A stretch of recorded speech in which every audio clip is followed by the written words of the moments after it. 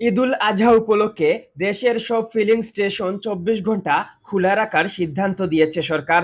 ঈদে যাত্রীদের যাতায়াতের সুবিধার জন্য ১৩ দিন সিএনজি ফিলিং স্টেশন খোলা রাখার সিদ্ধান্ত নেওয়া হয়। সম্প্রতি জ্বালানি ও খনিজ সম্পদ বিভাগ থেকে পেট্রোবাংলার চেয়ারম্যানকে এ সংক্রান্ত চিঠি দেওয়া হয়েছে। চিঠিতে বলা হয়েছে, ঈদুল আজহা উদযাপন উপলক্ষে মহাসড়কে যাত্রী সাধারণের যাতায়াতে যানবাহন চলাচল স্বাভাবিক রাখার জন্য জ্বালানি সরবরাহের সুবিধার্থে ঈদের দিনসহ এর আগের ৭ দিন এবং পরের ৫ দিন সিএনজি ফিলিং স্টেশনগুলো সার্বক্ষণিক খোলা রাখতে হবে। সে হিসাবে ২১ মে থেকে ২ জুন পর্যন্ত এ ব্যবস্থা কার্যকর থাকবে। এদিকে রোজার ঈদের মতো কুরবানির ঈদেও টানা ৭ দিনের অবকাশ পাচ্ছেন দেশের মানুষ।